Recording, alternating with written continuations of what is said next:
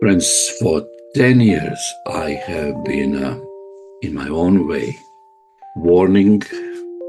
Of course, my circle of influence is not as big as of some other people who have been doing the same. But some of you do know this, that I have been warning for the last 10 years from that moment, and I figuratively take it as a starting moment, not only figuratively, when Donald Trump was coming down his golden escalator. From that moment onward, I've been in different ways, warning through some articles, through commentaries, through statements, through the use of official media, that nothing good was going to come out of Donald Trump placing himself in a position of becoming the leader of this country. That actually only evil may result out of this. And from my own perspective, as I'm looking at the things, the way they are developing, I see that actually everything is taking place the way I knew it was going to take place. And it is even worse than I have ever anticipated. This is why I have been, in my own way, vocal in my opposition to Donald Trump. Yes, he's not the only one to blame. He's a reflection of the will of a significant segment of the American society, significant enough to cause a problem together with him. Unfortunately, many of them are oblivious. Even up to this moment, they are really not awakened to the fact what they have done by installing Donald Trump now for the third time as the president of the United States of America. Not that he has been 3 times the president, because he didn't succeed the last time, the previous time, but they have tried and worked hard to do that 3 successive times. And now, as we are looking internationally what is happening, and as we are looking at Europe, what is happening, and as we are looking at the Middle East, and as we are looking also at the situation in Ukraine, we can only say that thanks to our President Donald Trump and his brotherhood, things are escalating beyond the point of return. We might have already crossed the line. I was fearing 10 years ago that we would get to the place where we are now, and to the place where we are actually getting. And my friends, it's only going to get worse. And as I was voicing my concerns, I lost a few friends along the way. I also, in some way, also ruined some of the relationship, I would say, professional relationships. And somewhere Trump was involved, because I dared to voice my concern. Yes, I could be judgmental. I could be condemning all the social secrecies in Europe, in the Balkans, but in the views of some, not when it comes to this country here. So here we are where we are at this moment. And let me just say a thing or two about why have I been all the time critical of Donald Trump. For 20 years, I led an initiative or a ministry, not a big one, but truly transformational and influential across the Balkans in Southeast Europe.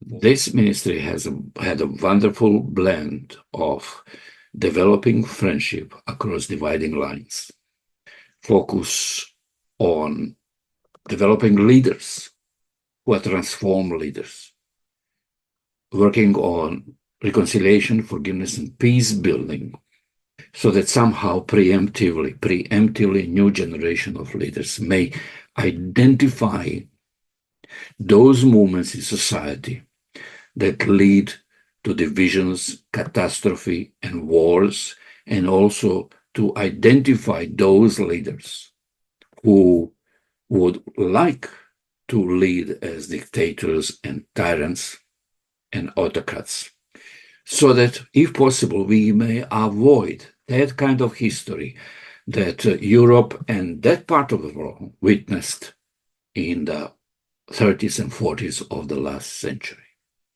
The message was, however we were phrasing it, we don't want any more Hitlers, we don't want any more Stalins around, we don't want any more Mussolinis around, we do not want any more Paveliches around, we do not want any more Milosevic's around, and we could not want, I don't know, I can line up other characters whose trail was a trail of leading as dictators, fascists, and bringing havoc to Europe and to a number of European countries, especially in the Southeast and East Europe.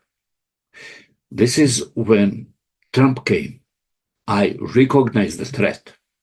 I recognize that this kind of leadership that he's modeling is the very opposite thing to anything that we have been teaching the young people. And what is the most important is that the platform of our teaching was the person of Jesus. We love to call it principles of Jesus without taking away his divinity and his primary service and mission of saving human race. But we thought that the one who gave his life for us also is the most powerful, perfect model of true humanity at the same time and true leadership at the same time.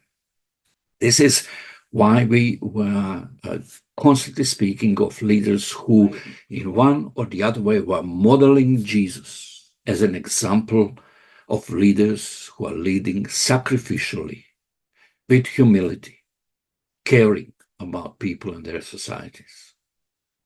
That was our model.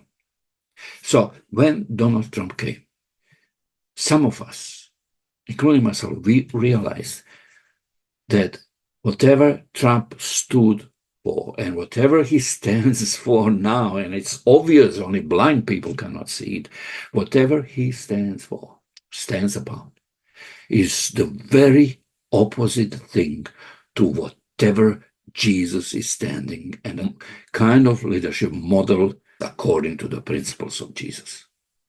And why is this important? Because the people who surround Trump, the engine that brought him to become the president for the second time, that engine is made, unfortunately, of a segment of American Christians or Christianity.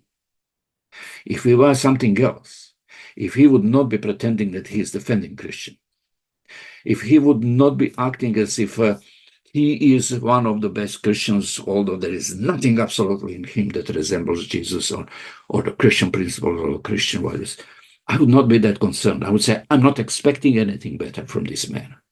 But just because his platform, his constituency, just because of those that they are actually pretending that they are building a great America again, which is built on the platform on the Christian values, it is my duty to be concerned and to warn that neither is this man and those who are now surrounding him, my friends, even worse, are not the example and the model to be followed. That they have nothing to do with Jesus, even when they talk about him as much as they want. And that only thing that will result out of this is misery, tragedy, and only God knows what. This is why I've been vocal in my concerns regarding Donald Trump. Not because I hate the man, not because the other presidents and leaders were so perfect and beautiful, in my view, not because of that, but because there is something profoundly evil connected with this president and his oligarchs. Because the tragedy is that he's not the only one anymore. He's surrounded by smarter people than him and potentially more dangerous than him. This is why I wanted to share this with you. I love you, my friends. Those of you who love Donald Trump too, I'm only concerned and I can't understand, especially for those of you who have been listening about Jesus, who have been listening about the principles of Jesus, who have been fed on this, I would call it, atmosphere and climate and teaching of the renewing our minds ministry. Those of you who have been ambitious to be leaders in your countries, and now some of you are applauding Trump as if he's the best gift that God has given to humanity. My friends, the world is at the junction at this moment. We have crossed the junction. There are still some people who are living in a dream world, as if we are going to wake up tomorrow and we will be in a world that we are so familiar with. My friends, this world has departed. It's gone. It's gone for good.